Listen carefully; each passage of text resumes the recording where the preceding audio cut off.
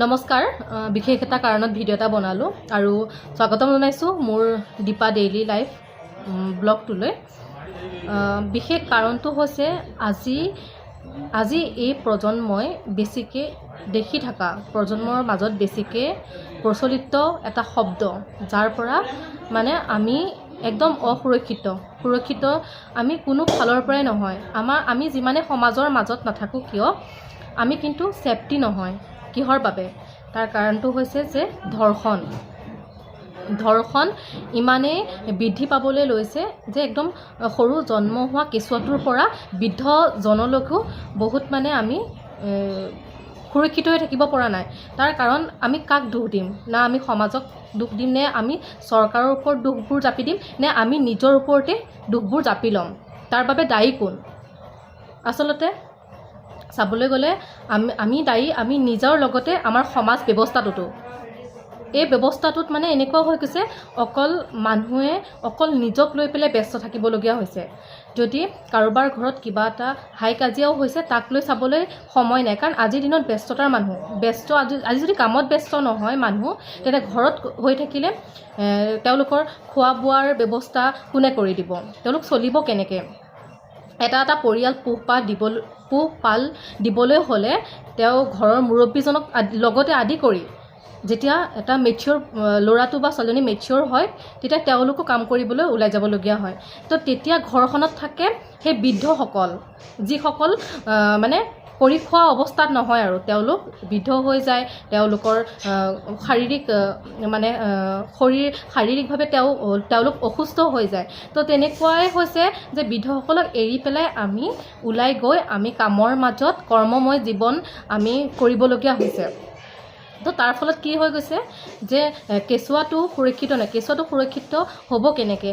আমি কৰ্মক আমি ইমানেই গুৰুত্ব দিছোঁ যে আমি নিজৰ সন্তানৰ ওপৰত গুৰুত্ব দিবলৈ বাদ দি দিছোঁ। সেইবাবে আমি হয়তো তেওঁলোকক চাবলৈ আমি নিজেই তেওঁলোকৰ যত্ন ল'ব নোৱাৰাৰ বাবে আমি ৰখীয়া ৰাখিবলগীয়া হৈছে। তো যেতিয়া আমি তেওঁলোকৰ বাবে কাৰোবাক ৰাখিবলগীয়া হৈছে, তো বেলেগৰ ওপৰত অৰ্পণ কৰি দিছোঁ আমাৰ শিশুটিক। তো তেনেকুৱা অৱস্থাত সেই শিশুটিক লৈ পেলাই সেই সন্মুখৰজনৰ ব্যক্তিজনৰ মানসিকতা কেনেকুৱা হ'ব?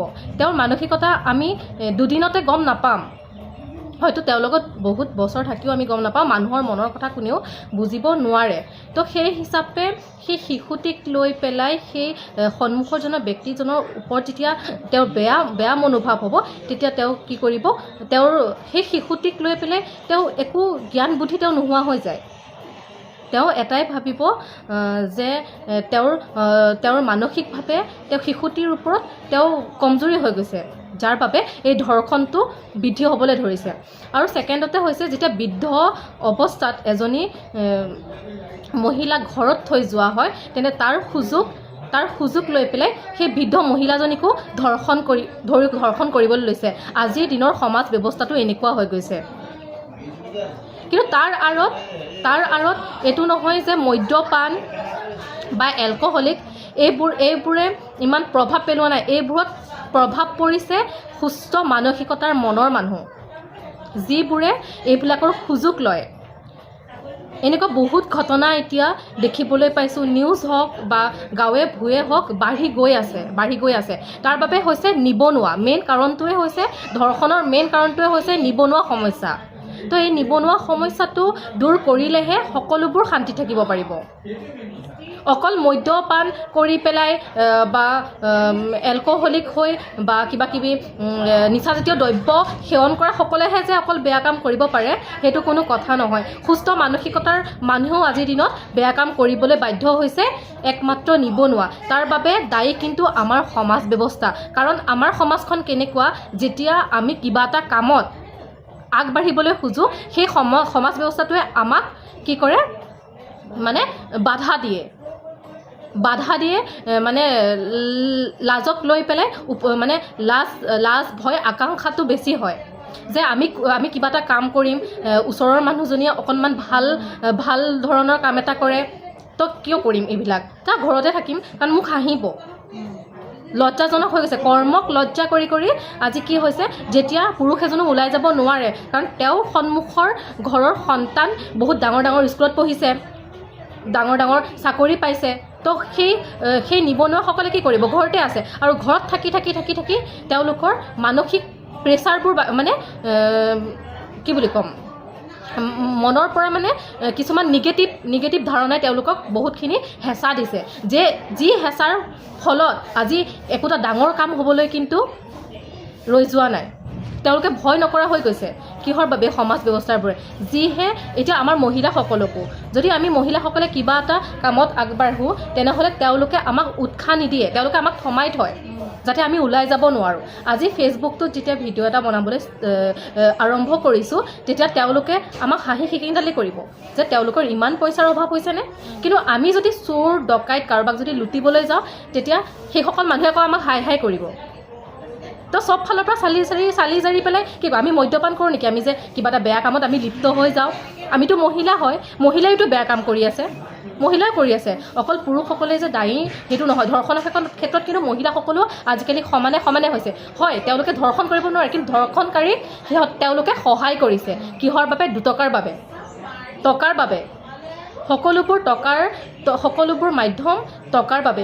সেইবাবে মই এটা কথা কওঁ, ধৰ্ষণকাৰীক আমি দোষ দিলে নহ'ব। ধৰ্ষণকাৰীয়ে কিহৰ কাৰণে কৰিছে বা ধৰ্ষণকাৰী থকা ঠাইখিনিৰ সমাজ ব্যৱস্থাটো কেনেকুৱা।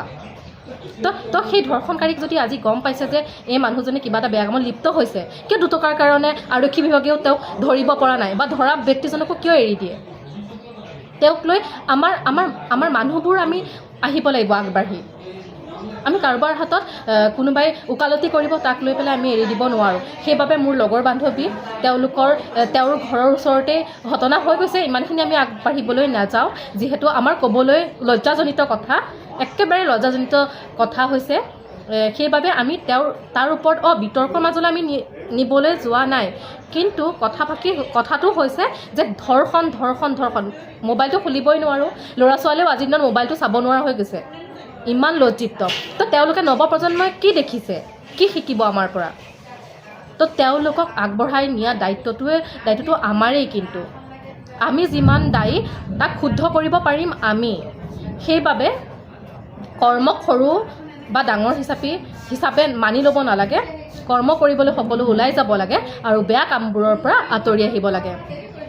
তো মোৰ এই ফ্ৰেণ্ডজনীয়ে দুআষাৰ ইয়াক লৈ পেলাই ক'ব।